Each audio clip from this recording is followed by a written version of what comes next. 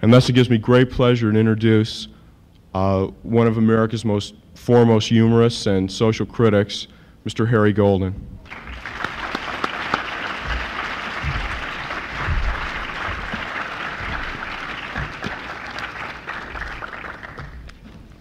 After that introduction, I can hardly wait to hear the speech myself. I do not have the advantage of many speakers who speak on Vietnam or how I write books or anything of that kind.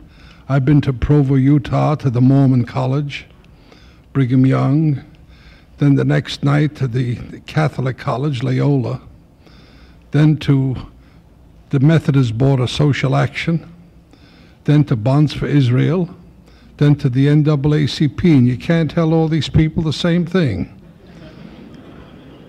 I even spoke to the DAR in my town. The DAR and gracious ladies invited me, and to them I delivered a lecture on the value of the fluoridation of water.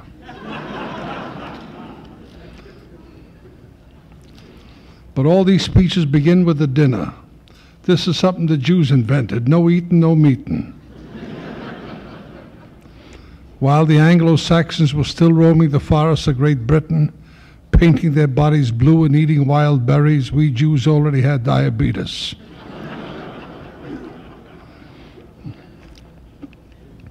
We just passed the Brotherhood Week again, you should pardon the expression. And I get a slip from the National Council of Christians and Jews each year with 6 names on it. It says, vote for one for the award as the most valuable citizen to the movement. And this year I didn't vote for anybody. Where it says remarks, I said this award this year should go to Elizabeth Taylor, the actress. She's been married to 2 Jews, 1 Catholic, 1 Episcopalian, and 1 Unitarian. And this is what I call brotherhood.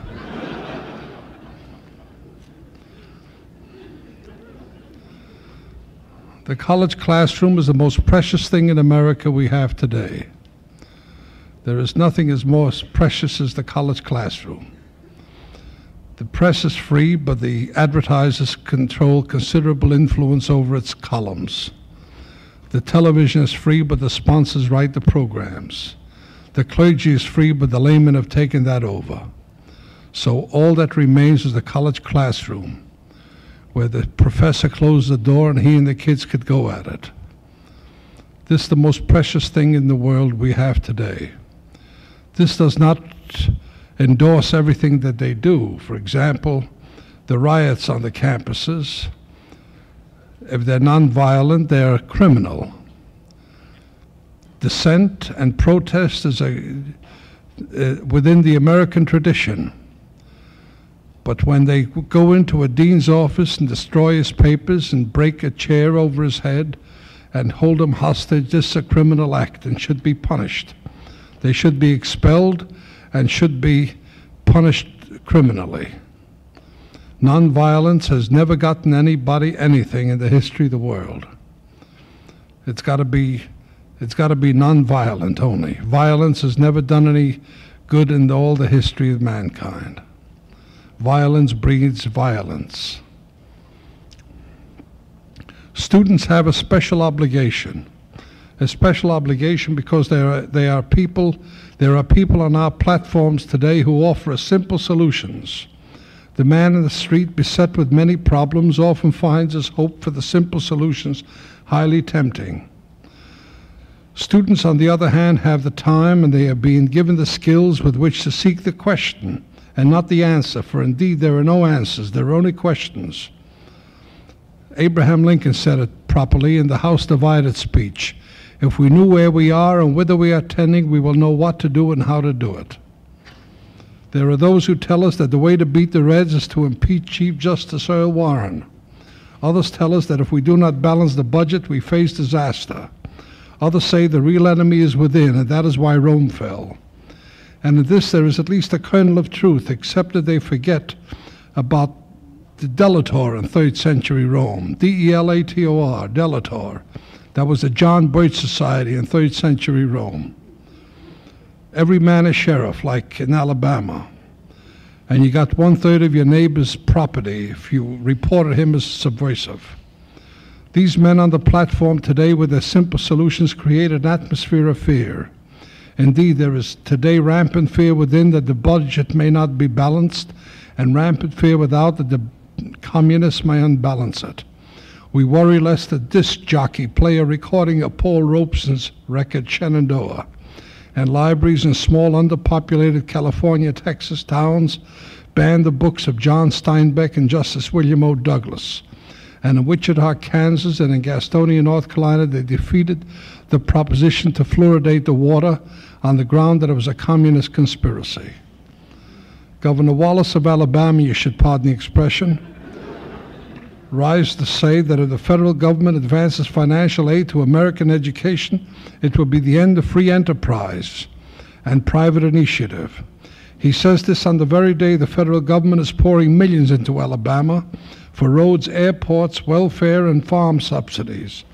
Indeed, we hear from all parts of the South, including California, that the federal government is usurping the power of the individual states.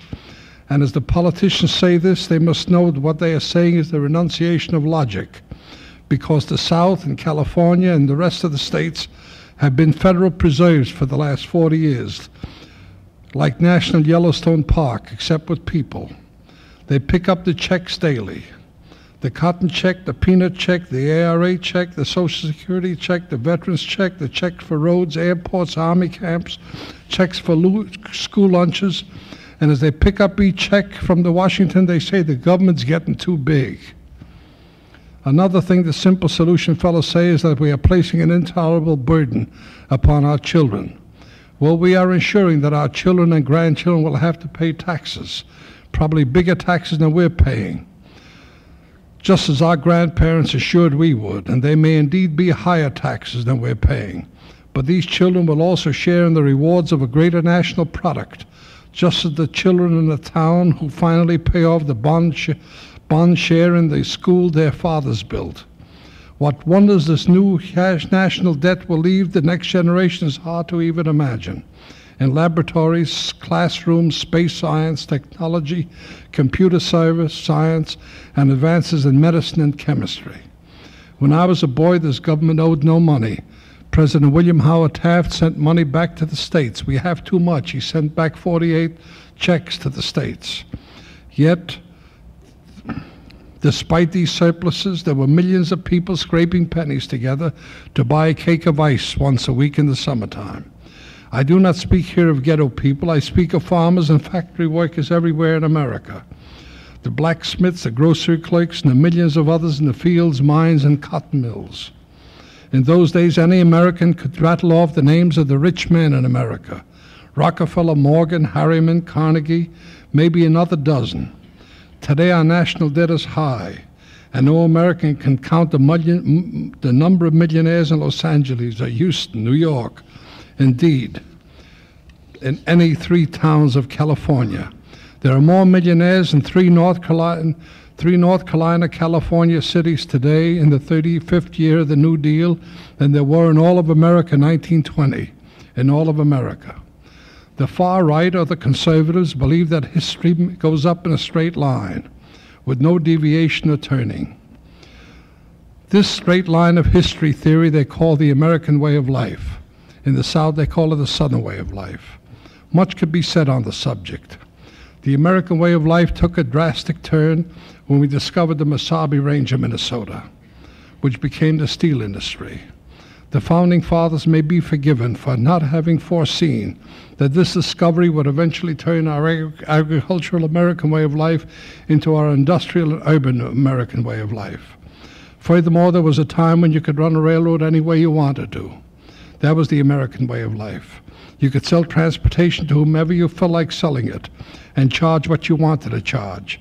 You could take the goods of one shipper and tell another shipper nothing doing. That changed. A new American way of life came into being when the government had to go into the railroad business to the extent of becoming a referee over the industry. Once you could print your own money. If you had a bank, you were free to do your own printing. That was the American way of life. In 1860, there were so many different kinds of money, you had to validate it from state to state. That part of the American way of life changed with the National Bank Act. Once you could open a store and sell what you pleased and fix your own price for this merchandise, and you made your own fixtures and set your own wages and hours for your clerks. That was the American way of life. That all changed. The government has to approve your electric wiring before you could open up, and you have to get a license. And the government counts your employees and tells you there is a minimum wage for them, that you must pay them overtime after a certain number of hours. And the government tells you that in addition to paying your own taxes, you must collect taxes for the government itself. And now the government is saying that you must also serve everybody who comes in, including people whose skin is darker than those of your other customers. In my own lifetime, I remember when our entire political and sociological lives revolved around the local precinct chairman, the local Tammany man in my case, the sheriff or the county commissioner in other parts of the country. Now of equal importance to the school children of America is the Prime Minister of Indonesia, the new head of the government in Yemen, the new chief of staff in Vietnam, and all the rest. There are men with strange names in countries whose names we cannot even pronounce, who may say or do something tomorrow, which may very well determine the kind of world your children will live in 40 years from today. Thus, Governor Wallace of Alabama is wrong when he says the voting rights of Negroes in his state are private concern of Alabama. Those days are gone. There's a new American way of life. When you spit on a Negro kid in Alabama, the picture of that kid is on the front page of every journal in the world. And not only the communist press, but the press of our friends and of the uncommitted nations. This total involvement is now the new American way of life. The new American way of life involves the total awareness and total involvement of its people. It is only 120 years ago or so that we established the American idea to educate the entire mass of the population. Through history, man has always institutionalized those forces which he believes will lead to what the Greeks call the good life. Sometimes it takes him 1,000 years to institutionalize a force like the military, for example. There was a time when each feudal baron had a troop of men to defend his property. They fought each other and robbed the countryside. It took man hundreds of years more to institutionalize the police force. In South Carolina, it's still not institutionalized. The mill owner pays the police. And the public school was institutionalized 120 years ago. And it took over 80 years to institutionalize women's suffrage, and a few years more to institutionalize the 8-hour day and collective bargaining. Now we are institutionalizing civil rights and public health, and nothing will stop it. Delay, of course, periodic revitalization of the fierce opposition. There was always fierce opposition, and mainly the fierce opposition comes from man's better nature, other nature, the fear of change, the hatred of the stranger, the hatred of rocking the boat. Notice, if you will, that no revolution, social or otherwise, has ever been started by the inordinately poor, by the people in the poverty-stricken ghetto. The upheaval comes only when the inordinately poor, or those completely cut off from the political, economic, or social life of the society, have come up a ways. They will protest only after they've come up halfways. When you are in Egypt, you bow your head to the master and step off the sidewalk. But when you are on Mount Nebo and you can see the promised land, that's when you want it all. That's when you want it. That's when you. And the Negro today is on Mount Nebo. World War II and the social legislation of our century put the Negro squarely on Mount Nebo, and he sees the promised land and he wants it all. Why did not the Negro of the South start his protests in 1910 or 1920, for example, the year of the biggest number of lynchings in 1920? The reason for that was that all around him was separate but equal poverty. He had nothing and the white man had nothing. But then along came the vast programs of social legislation which created the greatest middle class in the world has ever seen, with more millionaires on any single block of any American city than there were on the North American continent in 1910. Now the middle class is so vast that the basic drive today is no longer for money, but to maintain caste, because the Negro reminds most everybody of their own early poverty, and thus the terrible fear that the Negro stands between the new middle class and social oblivion. Television had a lot to do with the Negro Revolution. Television was showing us what the Negro was doing. We didn't realize it was showing the Negro what the whites were doing. And what were the whites doing? They were in the kitchen drinking coffee and worrying about detergents and body odor. Those are the three big problems of America today: communism, calories, and body odor. And the Negro saw all of this, and he lives in a house on stilts without an inside toilet, and he says, I want some of that, and I mean to get some of that. For the past century, we proved we had the power to annul the Negro's simple humanity, dignity. And the United States Congress has it in its power today to withdraw the remnant of authority, particularly in the housing and unemployment and education, which disallows the Negro's participation in the American civilization. One thing we must get clear in our minds forever: whatever besides his color is distinctive about the Negro was made so by the pressures of the American environment. What is the origin of our civil rights struggle today? We hear such arguments: what does he want? When will the Negro be satisfied? If we give him this, will he want that? Well, the Negro wants nothing that wasn't his the day he was born. What he's asking for is not ours to give. And we hear much about habit, tradition, the Southern way of life, and most of it is nonsense. It's a fake. In November 1876, the returns indicated the Democrats had elected a president for the first time since 1856. Governor Samuel J. Tilden of New York received a popular plurality of 368,000 votes.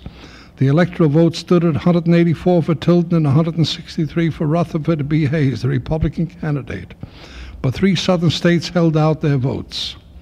They did not certify their votes. The Republicans figured that if they can get 1 elector in Oregon, and if these electors in the states of Florida, South Carolina, and Louisiana cast their votes for the Republican candidate, Hayes would have 185 electoral votes and Samuel J. Tilden his 184. A commission was appointed to study the disputed electoral votes of the 3 southern states and the 1 vote in Oregon. On March 2, 1877, the compromise was reached in New York. In exchange for the votes of Louisiana, South Carolina, and Florida, the Republicans were to remove the occupying troops from the South, and they were to turn the Negro over to the laws, attitudes, and habits of the southern states. Rutherford B. Hayes became the President of the United States, and thus on March 2, 1877, what happened was a reversal of Appomattox Courthouse. The politicians had reversed the military victory of the North. Bear in mind, racial segregation began in the 1890s, and all that was intended was disfranchisement. When the power was returned to the Democratic Party of the South, the leaders saw their chance. Disfranchisement of the Negro would perpetuate them in office and put a stop to the growing populist movement, which was a coalition of whites and Negroes. But disfranchisement was not enough. When you take the vote away from a man, you must explain it, rationalize it, and justify it. So now follow the myths, legends, and laws to make the Negro inferior retroactively. 10 years after the first segregation law, the Negro was effectively cut off from the mainstream of society. It was not until the late 1920s that the first high school for Negroes was established in Atlanta, Georgia. There are hundreds of Negro clergymen and teachers today, those over 50 years of age, who never spent a single day in a tax-supported school. The greatest of ironies, the white supremacists were going to free schools. The domestics and sharecroppers among the Negroes were saving their pennies to send their children to a private school. These private schools dotted the entire South. They were in the main run by church organizations, and usually the trustees at the school were illiterate Negroes who were sending their sons and daughters to that very school to get an education. In looking up the wages of the faculty of some of these small private schools, I found that the colored husband and wife in Griffin, Georgia, for example, principal and teacher, received a combined salary of $850 a year. And yet there are some people who say the civil rights movement is a communist conspiracy, and the justices of the Supreme Court have been brainwashed. Presumably this includes all future appointees to the court. And you will notice that Chief Justice Earl Warren is the more convenient devil, and you rarely hear criticism of the late Chief Justice Fred M. Vinson, a Southerner, who really struck the first blow against the pattern of racial segregation by law. Just as Fred M. Vinson was the man who started the Negro Revolution of the mid-1950s. In the Sweat case, Mr. Vinson ruled that segregation itself was unequal education. The facilities had nothing to do with it. You can give the Negroes gold doorknobs and a private tutor for each student, but if you keep them separate, it's unequal education. You will notice that the Negroes never sued on separate. They never said we want to be with the whites. Their early suits were all on equal because nothing was equal. In Clarendon County, South Carolina, the Negro kids had to pick up kindling on the way to school for the white pot-bellied stove in the classroom, and the roof leaked and there was no library. While Earl Warren was still governor of California, was the Kentuckian Chief Justice Fred M. Vinson who set the new direction for the social revolution of the American Negro. While the Negroes were still suing for equal in the Sweat and McLaurin cases, Justice Vinson said that separate was the immoral thing and unconstitutional. This was the big moment in the civil rights movement of America's mid-19th century, 20th century. The Vinson court was stating a philosophic truth in deciding that the Negro Law School in Texas was not equal to the University of Texas Law School at Austin by the mere fact of being separate. Facilities had nothing to do with it. The Supreme Court said that education involves the reputation of the faculty, the status of the alumni, the prestige of the university, the size of the library, but most important of all, the ability to communicate with other students. Every man in this room is what he is because of the classmates he met in school. You're not conscious of this, of course, but this is a basic, sound truth. You are what you are because of the classmates you met in school. You get your patterns of behavior and the patterns of speech from the classroom. Enunciate here is the truth that man is more than body and mind. He's also spirit. The Jews were in the ghettos of Europe for 1,500 years, and they survived, even produced a few biblical scholars and Talmudists. But basically, their contribution as humans did not begin until the walls of the ghetto fell, until they had intercommunication with the Western world. It was only then that the Jews produced Heinrich Heine and Mendelssohn and Disraeli and Jonas Salk and all their other physicists and scientists and musicians of the world. But the resistance continues in the Deep South, and it continues only because of the need for a caste system.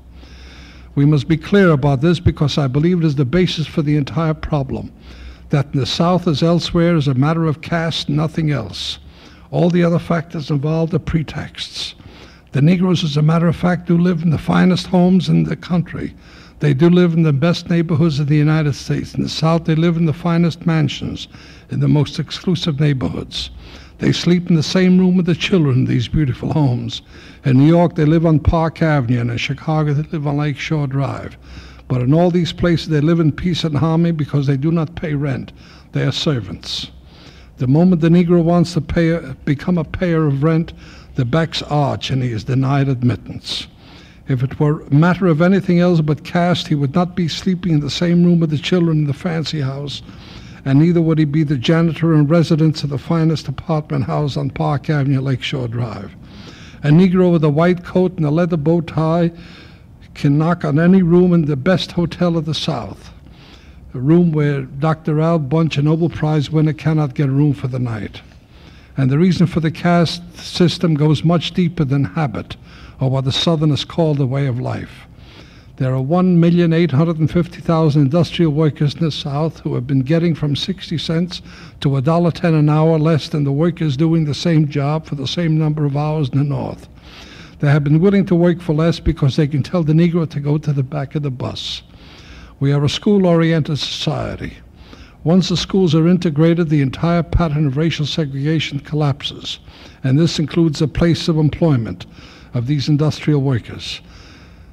The industrial workers will say, I've been willing to work from 60 cents to $1.10 an hour less than the fellow who does the same job in Pennsylvania. I've been willing to do this because of racial segregation. I can tell the nigger to get in the back of the bus. That was worth 60 cents an hour to me. Now the Negroes are going to school with my kids, and I want that 60 cents to $1.10 an hour more that you owe me. You multiply this by 1,850,000 industrial workers, and we can see what tremendous stakes are involved in maintenance of a caste system. It involves more than, do you want your sister to marry a Negro? The proper question should be, do you want your sister to marry Governor Wallace? When you draw a line so that certain people may not cross the line, you'll find yourself spending the rest of your life watching the line. As the Negro makes his drive for middle-class status, the Southerner will find outside his door the largest untapped consumers market left in the country, and the South may again become a source of political creativity. Its senators and governors will no longer worry night and day whether a Negro is moving from the back of the bus to the front. Interestingly enough, it is precisely in the South where we now see evidence that the Americans can live together constructively, Negroes and whites. We do not get much of this good news because the bully boy sheriff is more sensational. But the amazing paradox here is that the ones who have won the immediate victory out of the civil rights movement has been the white Southerners. They are picking up all the marbles, especially where integration has been accelerated, as in Charlotte, Winston-Salem, Durham, Richmond, Nashville, and Atlanta. The money is rolling in. The streets are paved with gold. In these cities and at least another dozen, we see the proof of the late President Kennedy's aphorism, the rising tide lifts all the boats. For 75 years, the Southerner has been obsessed with the Negro. During these 75 years, the Southerner watched the bus. Can you imagine spending 75 years watching the bus to see if a Negro is moving from a back to a front seat? Now in the main, he stopped watching the bus. Instead, he's selling insurance and building high-rise office buildings. And on top of that, he has shed a terrible spiritual burden which kept him enslaved as much as it enslaved the Negro. But though the white Southerner picks up the marbles, the Negro's position has not changed much. The hotels, restaurants, theaters are open to the Negro, but he does not have the price of admission. Yet I must admit there is a great sense of victory among the Negroes of the South because the social revolution is two different movements.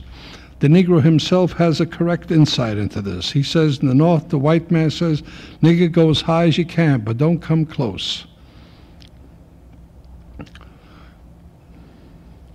And in the South, the white man says, "Come as close as you can, but don't go up." In the North, the Negro's protest is to participate in the wonders of American middle class and middle class life. His protest here centers on employment and housing. In the South, however, the protest of the Negro was to become a citizen in the first place, to vote. Thus, the immediate goal has been achieved. But let us bear in mind that the struggle for the Negro in the North is not as simple as the struggle for several other ethnic groups. I was in the White House for 3 weeks writing my book, Mr. Kennedy and the Negroes, and the President said, "I will see you once in a while." I went in there in March 1963, and he said to me, "Two of my close friends from the Senate were here yesterday, Smathers of Florida and Russell of Georgia, and they said, 'We just saw your proposals of the 1963 Civil Rights Act. Why are the Negroes so special? What makes them special to get this legislation?'" The Irish came here from the potato famine without a dime.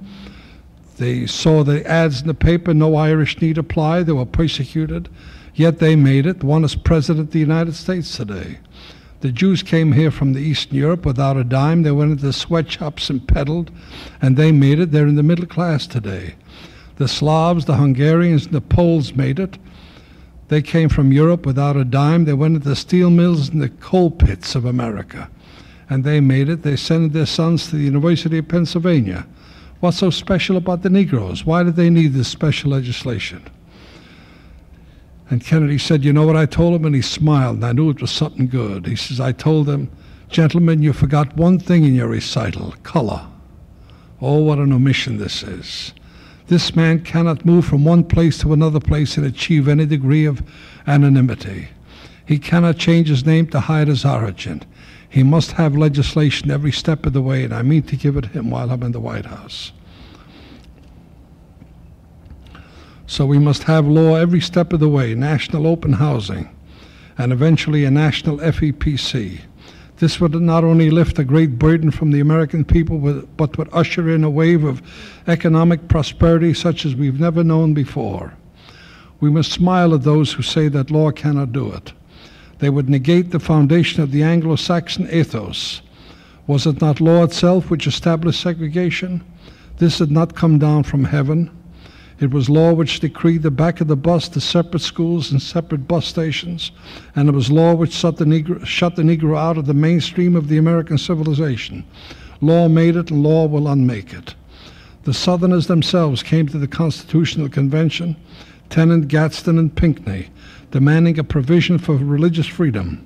The Presbyterians had gone underground with their first seminary. The Methodists had built their churches with a chimney and a fireplace, so that when the Anglican sheriff came around to arrest them, they could hide their prayer books and say they were just visiting a sick friend. In arguing for law guaranteeing religious freedom, Reverend Tennant paid his tribute to the great libertarians of the day, Franklin and Jefferson. But he said, "The hearts of men doth change. If you're such good guys, write it down. Put it on the books if you're such good guys." Put it on the books, and on the books it went. And that's what we've had ever since. Today in the Deep South, there are Negroes working at cotton mills performing a white man's job for the first time in history. And these white men, mind you, were those who were the fiercest in their opposition to integration. The Negroes are there because of the Kennedy Equal Equal Opportunity Directive. They're not there because of Christianity. They're there because of the Kennedy Equal Opportunity Directive. If you discriminate, you lose your government contract. And even the poor white of the Carolinas, Georgia, and Alabama said, "Bring them in." The superintendent called in his white employees and he said, "We're going to hire 4 Negroes for the carding room tomorrow." And they said, "What, are you crazy? Niggers in here? What about the church? What about the toilets? What about the lunchrooms?" And he said, "If we don't do it, we lose our contract for 400,000 pairs of socks for the Pentagon." And they said, "Bring them in, bring them in." The Negro lawyers who walked in and out of the American courtroom for the past 30 years attempting to liberate themselves liberated the white man first. Just think of the recent political campaign. In the old Confederate state of Tennessee, both Republican and Democratic candidates for governor and United States Senator solicited the votes of the Negroes. And one of the candidates, a successful one, I may add, addressed them, "My Negro brethren." When I say this, you will realize that the American Southerner can answer in the affirmative. Can Americans live together constructively? It will take some time to remove the myths and backstairs legends. In our ghettos at the turn of the century, we did not like each other. A Jewish kid would not dare walk through an Irish neighborhood. An Italian would not dare come into the Jewish ghetto. But Tammany Hall taught us that if we don't have to marry each other, or visit each other, or even say hello to each other. But if we voted together, each of us would achieve equity. If the white American wage earner and the Negro voted together, our race problem would be purely academic. We wouldn't even be conducting these meetings because the answers to our questions would be coming from 80,000 voting precincts. The grandeur of America is that we're a politically oriented society. But a vast political coalition of white wage earners, Negroes, appears to be a long way off. That is why the civil rights movement must go on. We will institutionalize civil rights despite opposition and delay. We will have a few white backlash governors, and the white backlash governors will not be able to deliver what they implied in their campaigns. The first time a backlash governor refuses to honor a federal court order presented to him by a 10-year-old kid, he will have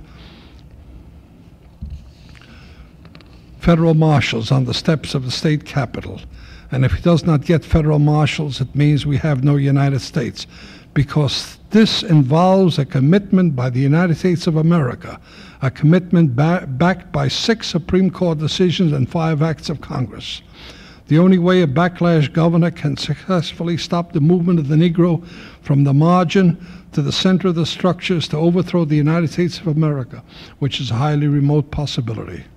We must be clear about this because I believe it is the base of the entire problem, that in the South as elsewhere is a matter of caste, nothing else. All the other factors involved are pretexts. Proust has a line in his great book, Remembrance of Things Past. The hatred of Captain Dreyfus opened the doors of the aristocracy to the bourgeoisie. Captain Dreyfus was a Jewish army officer framed by the monarchists, divided France right down the middle, Dreyfussards and anti-Dreyfussards. And Proust says that the hatred of Captain Dreyfus opened the doors of the aristocracy to the bourgeoisie. Of course, it was much easier for a man to say, I ain't no letter carrier, I'm an anti-Dreyfusard. That's a hell of a difference.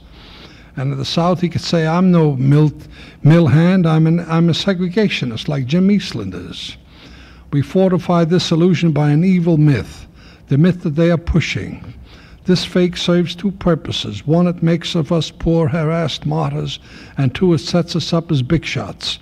Such big shots that people are falling all over themselves to live next door to us.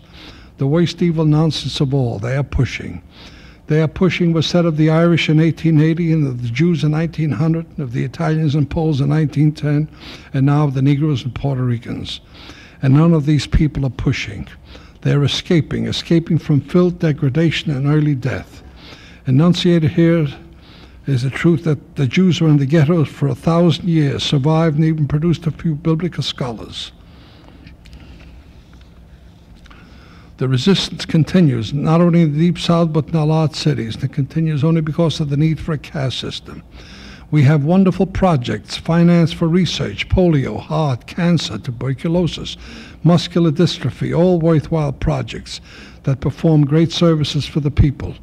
But did you know that the third biggest killer in 14 of our states is pregnancy, Negro pregnancy? 6 Negro women die in childbirth to every 1 white woman who dies in childbirth. The Negro infant mortality rate is 6.5 times that of the white infant mortality rate. Tuberculosis, 14th as a cause of death among whites, is 2nd as a cause of death among Negroes. There are no drives for that. In fact, no research is even necessary. We have the facilities and the know-how to remedy the situation, a situation due to segregation and discrimination and poverty. Not a single reputable doctor or scientist in America has suggested that the Negroes are different biologically. The fact that tuberculosis, which is 14th as a cause of death among whites, is 2nd as a cause of death among Negroes, is due to poverty and slums. The Jews on the east side of New York who worked in sweatshops contracted tuberculosis. It was so endemic we had a joke about it. We called it Jewish asthma. Until we founded the National Jewish Hospital at Denver. What is actually involved is the recognition of humanity, because above all else is human dignity. A human being can go without food longer than he can go without human dignity. Here's a true story. It was on an intelligence test for Negro children as part of an anti-poverty project. One of the pictures on the paper was of a window with a crack in it. What's wrong with this picture was the question. None of the Negro children gave the answer. A crack in a window was not wrong to them. They had cardboard for windows or rags. They had no windows at all. And thus we succeeded in this past century to strip these people of human dignity. I went with Mr. Larkin, the head of the Negro Welfare Department in North Carolina, through North Carolina to investigate illegitimacy, and he said, let's stop outside of Raleigh for my uncle's farm. And the uncle came to the gate, and he greeted us, and he was introduced to him. And it was a blistering hot day, and the uncle didn't invite us in. I was dying to get a drink of cold water and get into the shade, but he didn't invite us in. And when we went away, I said to Larkin, how come he didn't invite us in? He said, the old man has been interested for years in buying a baby grand piano for his 2 daughters, and he'll be damned if he'll let a white man see that a nigger's got a baby grand piano. We have destroyed their human dignity. We must not let the wonders of science obscure the greater wonder of human kindness. There are no less enemies when being sold. These are the common enemies which underline all forms of tyranny: racism, authoritarianism, and McCarthyism. They are no less enemies when being sold or offered as truth, as salvation, by blacks, yellows, or whites. If Negroes and whites who understand this can make it clear, we can help save America. We will use the power of disciplined intelligence combined with the respect for moral values and humanity to save the Negroes from destructive possibilities of white and black dilemmas, and thereby contribute to the survival of America. For remember this, America cannot survive if the Negroes do not. And the Negroes nor any other group of humans can likely to survive if America does not. White racism is still the great disease of America. Punitive legislation will never do it. It has never worked in the history of man. More police, more vigilantes, more serious, more severe sentencing will not do it. It has to be progressive legislation. We lost the war and we must pay indemnities. We lost the war to the Negro to keep the Negro invisible, and he's no longer invisible. He's burning our cities down. Therefore, we must pay indemnities. Congress must appropriate $10 billion a year for 10 years for education, jobs, and housing. Otherwise, we'll lose our cities. Only progressive legislation will do it. That's the only thing. The Jews were in the ghettos for years, and when the ghetto walls came down, they were bewildered. 1/3 of Jews of Berlin became Christians, not out of conviction, but out of frustration and fear. And then, in the middle of the 19th century, they got onto the gimmick, the trick. They learned the trick. They made a mad dash for the universities of Europe. When Jewish boys couldn't get into the University of Paris, they studied their books on the campus by candlelight, figuring that being next to the edifice will psychologically help them. The Jews had learned the trick of what it takes to live in the Western world, to live in the 20th century. And the Negro must become as ubiquitous in the classrooms of America as the Jew is.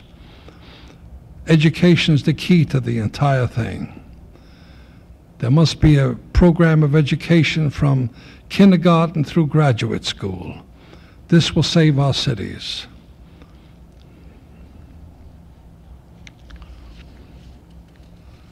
We must somehow find a balance between the wonders of technology and the greater wonder of human kindness. You've been very attentive audience, and I thank you very much.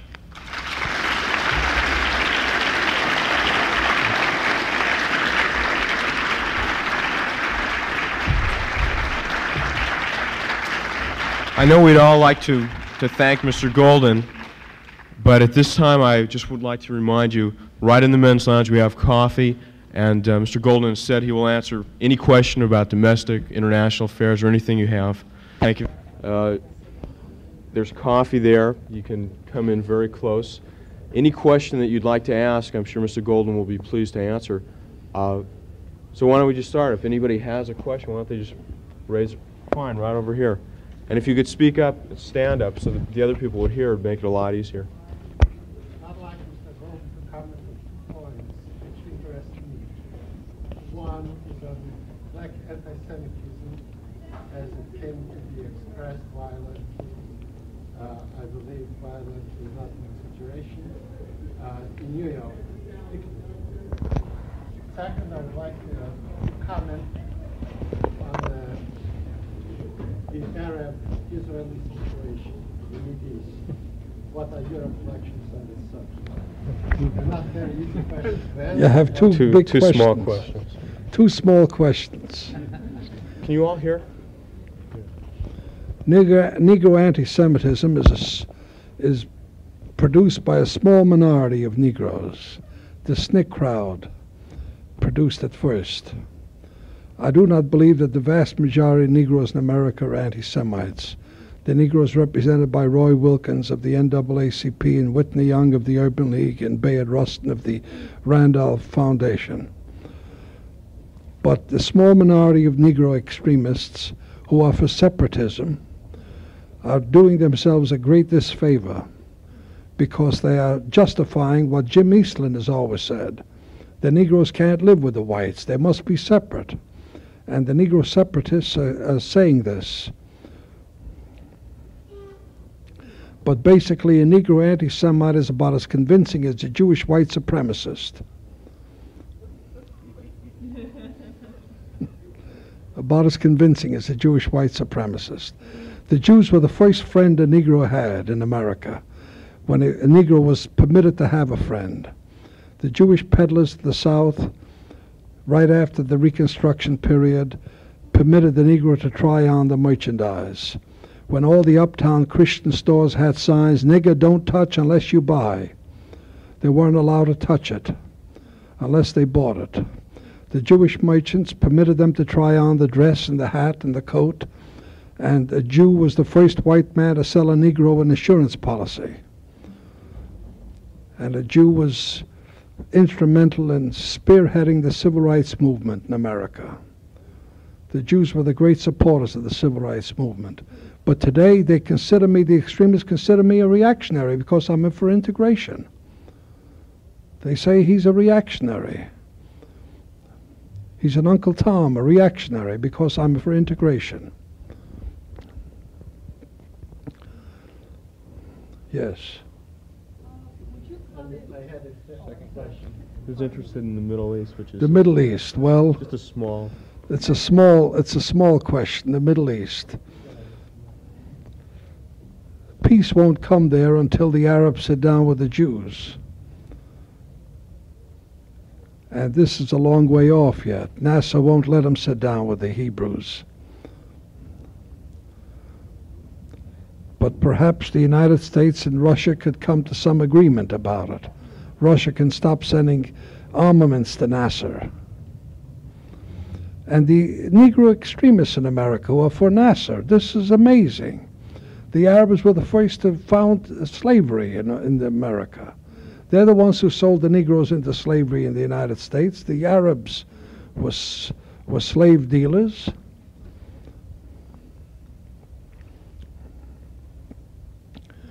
But in the Middle East, there could be nothing until the Arabs sit down with the Hebrews. And this is where it stands now. I just wondered if you'd comment on the Black Panther movement, which is, although it is a revolutionary movement, it's been very clearly stated it's not a black separatist movement. They very clearly state that they wish to make alliances and so on with other revolutionary groups. The Black Panthers are for separatism. Does it? Sure, they want separate schools, separate dormitories, separate everything. They're confirming Senator Eastland's idea that the Negroes should be separate from the whites. Integration is the only answer for the Negroes of America. Integration into the mainstream of America. We're a pluralistic society. We're not Jewish Americans, we're Americans who happen to be Jews. We are Americans who happen to be Irish. We're Americans who happen to be Negroes. Should be complete integration. This is the only chance they have. And the separatist movement is wrong. Fine. Mr. Golden, at the beginning of your talk that you had with us in there, I heard a comment concerning violence as being totally 100% wrong and never has any developed anything from violence that resulted in anything good. Would you classify the recent black activities and riots in the last 3 or 4 summers, I guess it would extend back, as also falling in this category Sure. of having any good? No good at all. Don't you think that these black riots, as many thousands of dollars, millions of dollars, I guess, have been lost, lives have been lost, don't you think that this has brought attention to a problem which didn't receive this attention before? I don't think it didn't receive the attention. I think the American people were well aware of the problem. The Negro sit-ins in the South were nonviolent, and they won their point. Among the most violent anti-Negroes in the world in the South. The Negro sit-ins and pray-ins, they won their point. If the Negroes had taken arms in the South, the Negroes would have loved them. The whites would have loved them for that. They said, now you're doing something we can understand. We'll show you how to use guns. Because 8 Ku Kluxes are more violent than 3,000 Negroes. But the Negroes didn't take guns up. They sat in and they prayed in, and this is what frustrated the Southerners. It frustrated the devil out of them. Was the frustration the result that they actually wanted? Or weren't they actually looking for? I mean, it's wonderful to sit back and say, well, I didn't raise my hand, so I frustrated them. I made them aggravated, but I'm no better off for it. Yeah, they're better off. They're better off for it. When I first came to Charlotte, North Carolina 26 years ago, I saw a Negro step off the sidewalk, and Negroes tip their hats to white men. Now they don't step off any sidewalk. And there was a big sign on the Hotel Charlotte the other day, welcome delegates to the NAACP. And I sat and laughed like the hell. welcome delegates to the NAACP. It's entirely different. We saw a changing of an entire social order in the South in the last 20 years. A social order which had existed for 150 years. Entirely different today. The Negroes are all over. They're in the city council. They're in all the community projects. They're in the community chest. They're in all over. It's true that economically they haven't risen yet, but this will come through education. It isn't a matter of, not only is it just, I'm not saying that this was the only method, a black riots or anything is the only method, or even perhaps even the best method. And I'm not saying that before this there wasn't any improvement in the country concerning, black equality economically or in any other way. But can't you? I can't see where something like this, as bad as it will result in now, the immediate result, as people dying and houses burning and everything else. I can't see that this can do anything but help to bring tremendous attention and to show the great need of a tremendous problem, which I don't think was shown before. All it brought was the deaths of 19 Negroes in Detroit and the burning of 30,000 homes and 150,000 Negroes homeless. That's what it did. Well, yes. They're the big sufferers with the violence. Oh, there's no doubt that the Negro will suffer more immediately from black riots than the white will. Sure. Isn't this won't this show something? Isn't just a sit-in something? Don't you get an idea from seeing people sitting back and talking about a problem? Well, gee, the problem can't be too bad. They're not doing anything about it. And yet something like this, my God, imagine how terrible this problem is. The people were forced, some of the people at least felt the compulsion to go out and burn a house down, realizing in the long run that next summer that's going to be the house that they would have lived in. Doesn't this bring a tremendous amount of attention? But the price you pay for it is too big. The price you pay for it is too big. Violence breeds nothing but violence. Yes. I was just going to say, to refer to concrete what happened in Los Angeles after the riot, which next to Detroit was perhaps the worst riot in the country. There are right now, as a result of the riot, huge numbers of jobs which have been created, and a great deal of money which has gone in, a great many new programs and so on, which were asked for and demonstrated for nonviolently for years before that. And everybody said, be a nice boy, we'll look into that, we'll set up a committee. And people did that for years. And by God, after that riot, you should have seen the money and the programs and the people that went into that community. And admittedly, it was 30 people dead, which is a lot of people. But the community really has gained a great many things that never would have come out of nonviolence. Because nonviolent demonstrations, at least in this city, never had that much effect. Everybody said, that's a very nice demonstration you're having there. Gee, aren't you sincere?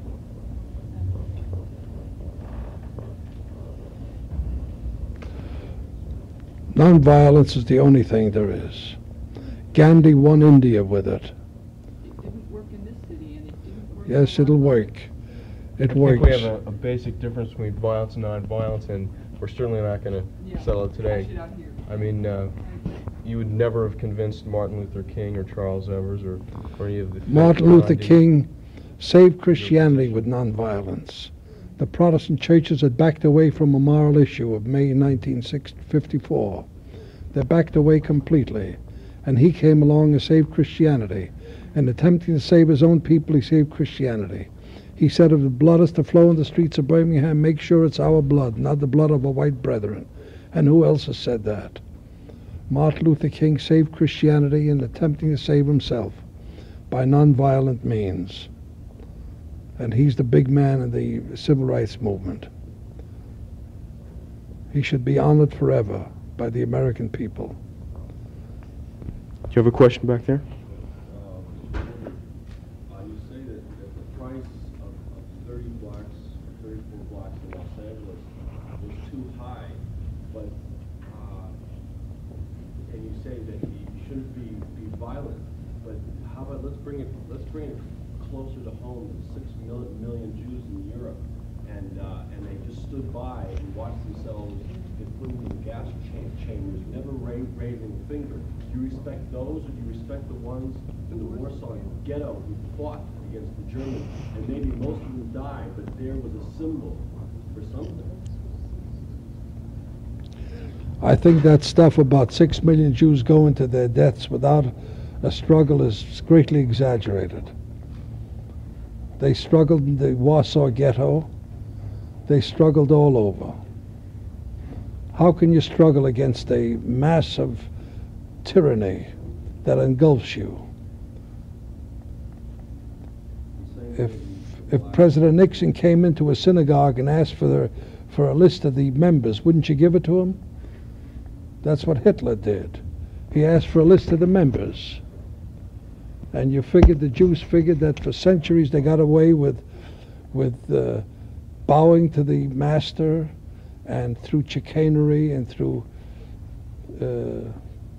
other means, and they figured through bribery they got away with it, and they figured this is the same thing, but it wasn't the same thing. Would you feel that the black militarists have actually joined with the Ku Klux Klan, the Minutemen, and the Nazis, and in effect they're the same category of people, and in reality they are actually being made suckers of? That they're doing exactly what the Ku Klux Klan and the Minutemen want them to do. They want them to carry arms so they can be shot down like dogs. Sure. I agree with you 100%. They are no different. The black extremists are no different than the Ku Klux Klan and the Minutemen. They're no different at all.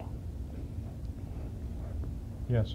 Don't you think there's a certain amount of validity, however, let's say the concept of black power in terms of not creating, but building an identity for the Negro? Granted, this is perhaps a diametric opposite of integration, but before you can really have integration of two co-equal human beings, must you not have a human being that can identify himself in the same sense as perhaps the Jews were integrated into American society, because they too have a very strong sense of identification prior to being integrated. In other words, isn't this a necessary adjunct prior to integration? Creating a sense of identification. Pride. The search for human dignity and for pride is a necessary adjunct to it, I'm sure of it. And black power, if it does that, will do a great service for the Negro.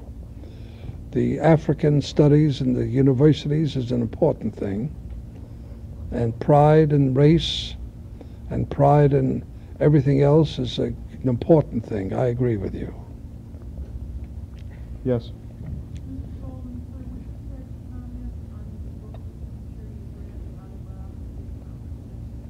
About whom? The autobiography of Malcolm X. Malcolm X. I was saddened by his anti-Jewish attitude throughout the book. A Jew was the first man who gave him a job when he came out of jail. The only kindness he ever received was from a Jew. This does not mean that he must fawn on them or anything else, but to be so violently anti-Semitic was saddened me terribly. And the only way I could figure it out is that the Negroes are like most other people. They do not like their first friends. They would rather figure that they rose by their own bootstraps rather than have anyone help them. And the Jews were the great help to the Negroes. Do you have a question? I wonder if you would like to comment on the sizable minority of Jews in the United States who are anti-black. The sizable minority of... Of Jewish people in the United States. Well, the Jews are a minority. Are you saying there's a... Well, but there's a minority of those people in the United States who are Jewish, who are anti-black. All the whites are anti-black. They're white racists. Most of the whites are anti-black. But why is it that someone of Jewish heritage who has experienced and realized what racism or discrimination for any reason, how terrible that is, why would that person turn around and be a white supremacist? That's almost a contradiction. The Jew is in the middle class today, and he reflects the culture of the entire middle class. We are what we are because of the conditions which surround us, and it reflects the culture of the middle class.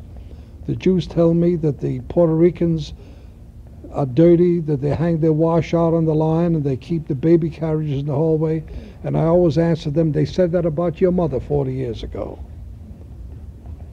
And this is true. They said it about their mother 40 years ago. Which reminds me of a story.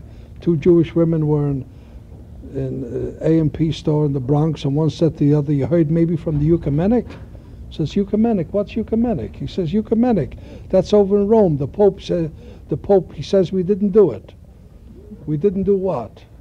"Well, you know, the man on the cross with the nails in the hands and the blood." He says, "We didn't do it. So who done it?" "Who done it? The Puerto Ricans, of course, done it."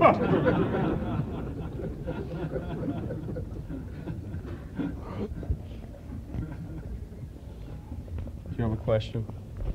This seems to be an appropriate time to mention something. You wrote the book Nowhere Except in America? Only in America. Where? Only in America. I was reading this in Coney Island this summer, and it shows it's a small world, or maybe it's only in America. But you personally mentioned someone that I know, Hyman Appleman. Yes. He's one of a large and a growing group of Hebrew Christian evangelists. That's right. And I wish you'd just comment on your personal relationship with him, and if he tried to bug you about the man on the cross and all this kind of thing, and what his answer was.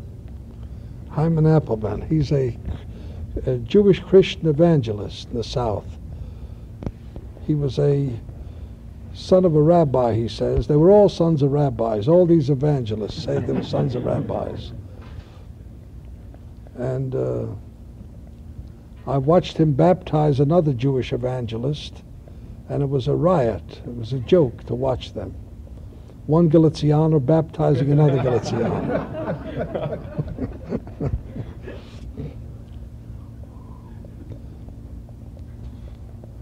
Dr.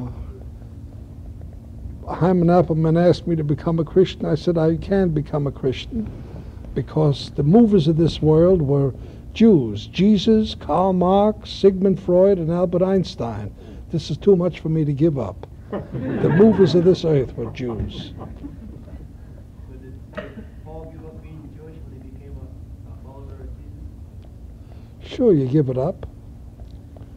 Anyway, you can't give it up, really. You can't resign from the Jews. One thing they don't let you do is resign. The Christians don't let you resign.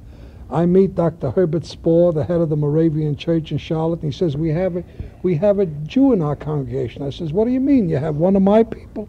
Isn't he one of your people now? He says, he's a Jew, isn't he? So you can't resign. They won't let you resign. Because if we resign, if the Jews disappeared at 11 o'clock tonight, by midnight, Christianity would be over. Because we represent the living witnesses of Christianity. That's what the Hebrew Christian movement is all about, the fact that the existence of Israel is one of the validating facts or evidences that there is a living God and that the Bible is true, because the Bible says that Israel would be in existence when Messiah came back. And the fact that many Jews believed the first time Messiah came, then it became a Gentile movement progressively, but now the Jews are rising again, so to speak. As the Well, Messiah draws back. Hyman Appleman won't tell me that. Is there any more questions? Yes. Yeah, back to the Negro problem for just a moment. Mr. Golden agreed with the fact that those who have economic power in this country also, perhaps by definition, have political power. Now, if this being so, and the Negro does not have economic power, how can he possibly get the political power, whereby in turn he would improve his, or be able to improve his economic standing. For example, in your speech you mentioned something to the effect that this country should commit at least $10 billion a year for the next 10 years to improving the Negro's lot. Now, this of course, as our society is presently structured, it almost seems to be politically impossible to get through unless he had the economic power to begin with. So when you talk of evolutionary change and improvement, might not this be a contradiction in terms? We're a politically oriented society. The Negro must lose his apathy, he must vote. He can control the balance of power in America if he voted. If 22 million Negroes voted, they would control the balance of power in America. The Jews of the east side of New York began to vote, and first thing you know, they formed the Peddlers Association. And Tammany politicians walked up 5 flights of stairs to attend a bar mitzvah. And they kept their derby on, too. This is the power of the vote. We're a politically oriented society. If the Negroes voted in full, they would get control of everything. They would get economic power and everything else. Because nothing is respected as much as the vote in America. And they must vote. Would you comment on the so-called black capitalism movement, where Negroes are encouraged to set up their own businesses? This is good. This is good. Nixon is trying to do that. I believe this is good. As far as Nixon, I have a question. What do you feel will be the result of the Republicans again obtaining the executive branch if Nixon will? He's said that he's going to phase out the Office of Economic Opportunity. Do you think we're in store for another Eisenhower era of marking time, or do you think the Republicans will pick up the baton No, I from the think Democrats? Nixon is aware of the danger of marking time. I think he wants to get the blacks in his side. I think he will do everything possible to bring the blacks under his banner. Yes, ma'am.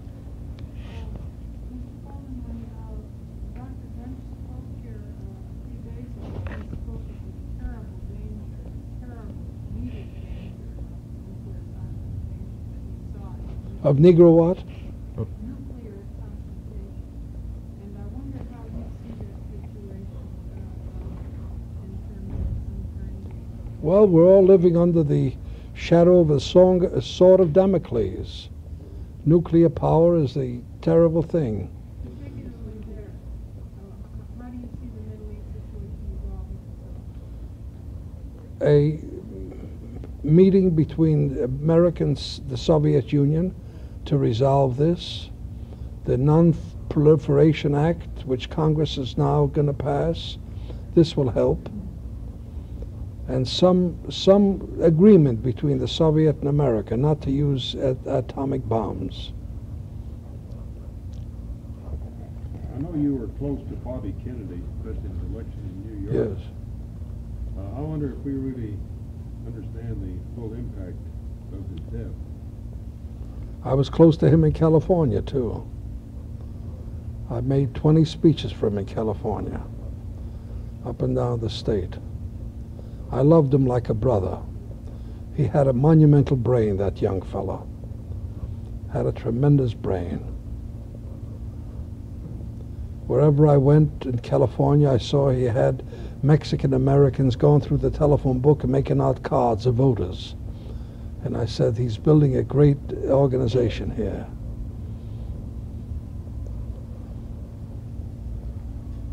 I think Sirhan killed the President of the United States. Bobby Kennedy would have won the nomination of the presidency. He'd have beaten Nixon. So he killed the President of the United States.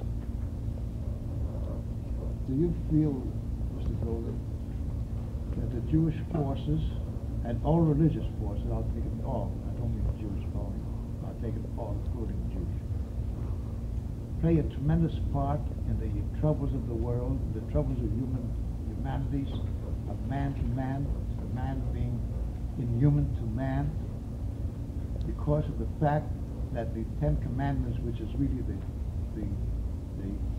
foundation of all that is good, if you follow it through in a reasonable way, and more than a reasonable way, and being taught and practiced, because what I find during my lifetime as a former Hebrew yeshiva student, and then cut away from it, and took on what communication would teach me, and so on. Anyhow, my education is in that direction. I went through the school of HK, and I've learned and seen constantly where someone has to be blamed, and that someone is the Jew, regardless of what it is, regardless of what ill it is, particularly when it gets into economics, and the economics controls us to a great extent.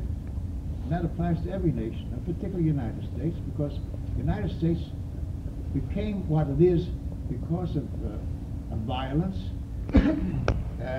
Even President Nixon, when in his speech last night, said if Soviet Union or the Russians would not using the very same words, would not be in so deep with Vietnam and the Arabs, things would be a lot easier. He did not mention, however, how deep we are in Vietnam. That if it wasn't for the United States, very likely Vietnam would not have been in the situation it is today. And so many thousands of, very likely hundreds of thousands of people on both sides were being killed off. So, but in religious forces all the way through, from time immemorial, there has been practiced. They just talk about it, but that's all. I think and that includes the Jewish religion, it's not the religion itself that has the value, because it's there, the principle is there, the same as the Constitution of the United States is a wonderful document, but do we actually follow it? We don't. And the same thing applies the other way. And I imagine that has a tremendous part, is in our way of life, and the way of life of the entire world. Well, I guess you're right. It's about Then there must be a way out. We're civilized. We're not animals anymore. That's right. Yes, ma'am. Fine. I'd like to make this the last question, and if you have any more, we'll just stay here for a second. Would you comment on your feelings on the Vietnamese War, where we are? Where we are, Where we're going? the only comment I could make is that I hope the Paris talks are successful. That's the only thing you can do. We can't withdraw from there unilaterally, because if we withdraw, there'll be genocide there. The North Vietnamese will slaughter millions of South Vietnamese. We cannot withdraw from there unilaterally. We have to withdraw through a peace treaty, and this will only come through Paris. So all we can do is pray and hope that this is successful, that somehow Henry Cabot Lodge and the others come to some formula to make peace. That's the only chance we've got. Well, thank you very much. You're welcome. And that's